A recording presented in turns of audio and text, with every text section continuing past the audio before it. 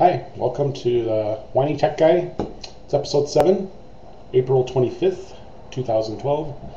And as you probably notice, if you look at the dates, I've taken a couple weeks off. Went on a little spring break trip with my daughter to California, just for a change of scenery. Had some fun down there. Family, great friends. Go to see lots of movies. This has nothing to do with tech. Well, maybe a little tiny bit, but my daughter, teenage daughter, every afternoon when she comes home from school, she likes to watch Dr. Phil. Who knows why, I don't understand it, but it's part of her routine now. So I thought, we're going down to the LA area. Maybe we should go check out a taping of the show. And so I made that happen with the help of family and friends down there. And so we took my daughter and spent half a day in the studios watching them tape about 3 episodes of Dr. Phil and seeing all the behind the scenes magic with cameras and people and everything, what it takes to put on a show. And it was interesting. It was kind of fun. That was that. Anyway, got a few things I want to talk about today. It's maybe a few more than usual because I've been gone for a couple weeks. So a couple of these things may seem a little bit old because they're a couple weeks old, and in the tech realm, that's like ancient history, right?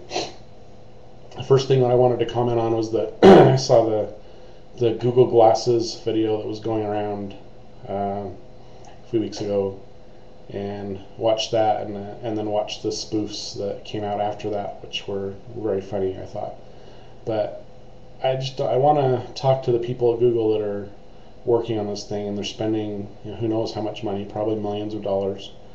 There's people spending their life energy working on this thing, and maybe someday it'll happen and they'll be out there. But boy, this demo video they put out to kind of show what it would be like is just crazy. I don't know how you could actually live and function wearing one of those things with stuff popping up all over the place. And yeah, I just can't imagine you're not gonna get hurt. I mean, seriously, not just bumping into a pole, but falling down a hole or who knows what.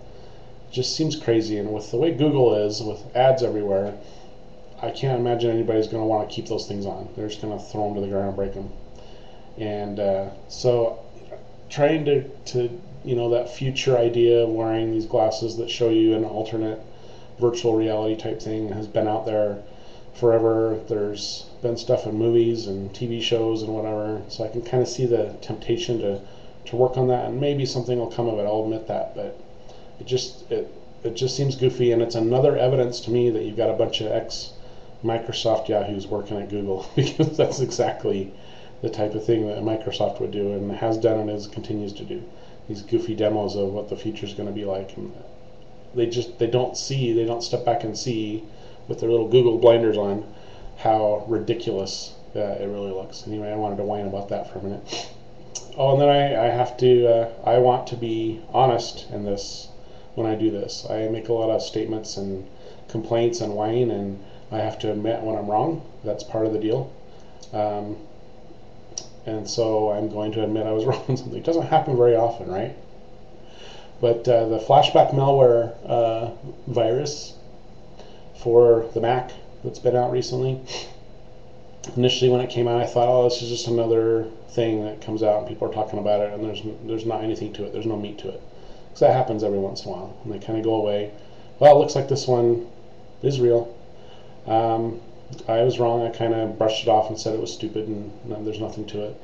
But it looks like it's real and has infected hundreds of thousands of Macs and continues to be a problem. There's different variants going around from what I hear. I don't know how big of a problem they are. It doesn't look like it's been a vicious thing, that it's destroyed anything or caused any real trouble. But it's still there, and it does show that it can be done, and that Macs are vulnerable. I think anybody that's been on the Apple Mac side of things like I have has known deep down that it's possible, that the Mac has just been such a small player in the vast computing market that hasn't garnered a lot of attention. Well, that day has come where the attention's there, with Apple doing so well. A bee just flew by my window, so it caught my attention because I hate bees. I had to make sure it was outside, not inside. Anyway, so I was wrong, and we'll see what happens in the future. Hopefully some of the stuff Apple's working on, I think I mentioned it earlier, the sandboxing and the gatekeeper stuff, hopefully that will make it even harder for these people to do stuff like that, and that'll never become a real big problem like it is on Windows, or has been on Windows.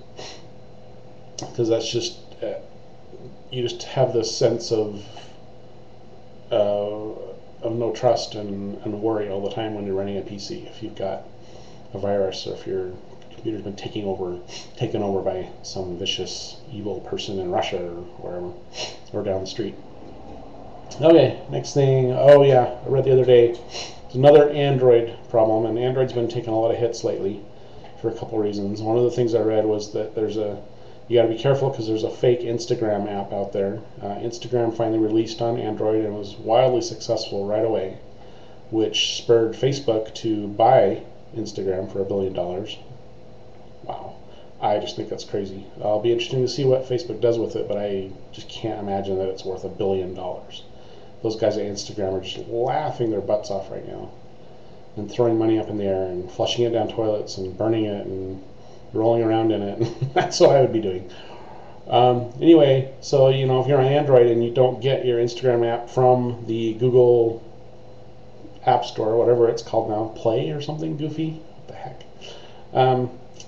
There's basically a virus fake app out there that you can get that will use your phone to send spam texts. I just think that's funny. I'm sure if you have that problem that it's not funny to you, but yeah, be careful where you get your apps from if you're not on an Apple phone or iPad. That's kind of the end of that story there, because that's true. The other thing that's got a little bit of attention, but I don't know, it's kind of died down a little bit, is this knowledge, this admission that a guy from Google, I should know all these names and all these people that are in charge of things or whatever, but I don't really care. Some guy that was in charge of developing Android or big in it or whatever has kind of admitted that he may have, maybe I kind of did copy some Java code from the actual Java runtime that Sun Microsystems created and now Oracle owns. And so now Oracle's jumping all over that, and Google may have to pay Oracle some licensing fees for every Android phone that ships or something. That would be ironic, and that would serve them right to have to pay money out for a free OS that they're trying to have be open source, which is open source is just a crock, really. Anyway, that's kind of funny. They're having some trouble with that Android, with the fragmentation and fake apps, and now this Java thing. It's just like one after the other, and so they're opening a door for Windows Mobile Phone, Mobile 8, 7, Windows, Mobile Phone Windows. I forget what it's called, but they're opening the door for that to maybe do a little better. It's hasn't done well yet, but it may be a little bit of a better competitor than Android, I have to admit. I've played with one just for a few minutes, and it was interesting. I played with an Android phone. I talk about Android all the time, but I haven't spent a lot of time on one, so maybe I don't have a leg to stand on. But I did play with one for a few minutes one day at the AT&T store, and it was just an icky experience. I just felt like I was on some Taiwanese laptop with a version of Linux with a fake Windows shell on top of it or something. It just felt dirty after I had to go home and take a shower. Okay, enough of that. Oh yeah, so just a couple days ago, Google announced their Google Drive, which is their cloud service. Everybody has a cloud service, so I'm going to be launching my cloud service soon. You get 2 gigabytes free, and you can pay for more, and you can store all your crap up there. Yeah, no, not really. Of course, I'm not going to do that, but it seems like everybody is. So now Google has one, and I'm thinking, like a lot of people have said, yeah, Google has everything. They've got my mail, they've got my searching, they've got all this stuff. Yeah, I'm going to go ahead and store all of my documents with them, all my stuff on the cloud with them, so that basically Google has control of my whole entire life. Yikes, that just sounds scary. I think I'm going to actually purposefully avoid doing anything like that. but it's free, so a lot of people are going to jump out there and use up that. What is it? Maybe it's 5 gigabytes because they're trying to be better than the other guys that are only offering 2 or. I can't remember. I just saw the chart yesterday. Now I can't remember what it is. You know, the charts that oh no, it wasn't a chart of Google. It was the chart of Microsoft SkyDrive, because Microsoft likes to put out charts of features so they can show how much they have better stuff, because their logo is a little bit better than the others, so they have a check mark for a better logo, and that's kind of goofy. Anyway, so that what I wanted to my point was that the last thing I want is Google to have control of everything in my life. The last thing I want to talk about is, maybe it's not, well, there's a little bit of a whine in here, but Apple released its results for the latest quarter yesterday. All these analysts out there that are basically just, throwing darts at a dartboard and pulling stuff out of their butt to guess. I don't know what they analyze, because they just, seems like they make stuff up. But they're all, oh, Apple can't keep this up, the results are going to be lower, blah, blah, blah, whatever. So Apple comes out, oh, another record quarter, 94% increase in profit. Revenue, record revenue, everything. 38 million iPhones sold in the quarter, 35, something like that. 11.8 million iPads sold in the quarter. 11.8 million. I can imagine what 11 million of anything would look like. I want to see a stack of 11.8 million iPads. That's just amazing. My mind can't quite wrap around that in 3 months they've sold that many devices. And even with that, and with the lack of anybody else selling hardly anything in the tablet market, you had some analysts come out and say that that number was disappointing. I don't know how in any way, shape, or form you could come to that conclusion with that number. I saw a little factoid yesterday that I think Tim Cook, Apple CEO, actually said on the call that took them 25 years to sell 12 million 25. I can't remember. My memory's kaput. Anyway, it took them 25 years to sell X number of Macs. It took them 5 years something to sell that many iPods.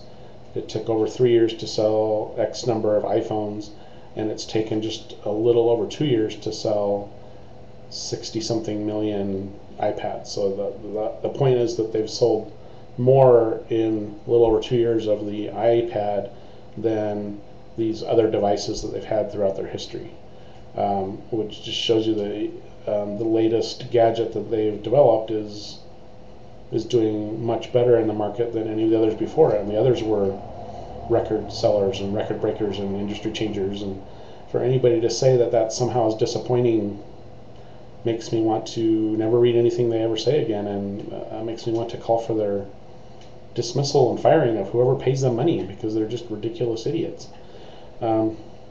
Anyway, I'm an Apple guy, it's obvious. I'm very glad that their results were great, and I have to admit that it's in my mind that can they keep this up? I don't know. I hope so. They're this biggest valued company in the world now, or they're kind of fighting that with Exxon. With gas prices going up, I'm sure Exxon could pull ahead, and they kind of are chasing each other, but I think Apple's ahead now. Anyway, the biggest valued company in the world, and to be able to have record quarters every quarter just boggles the mind. So it stands to reason that they're going to slow down, or they're going to have a down quarter, and maybe it'll even be next quarter. They're giving guidance that it could be next quarter. I don't know, but I'm sure that as soon as that happens, all the Chicken Littles are going to come out squawking, "Wah, wah, wah, the sky is falling, sky is falling, Apple's revenues are down, oh no, what are we going to do? They suck, they're bad, they're horrible, oh no, go buy something from Microsoft, oh."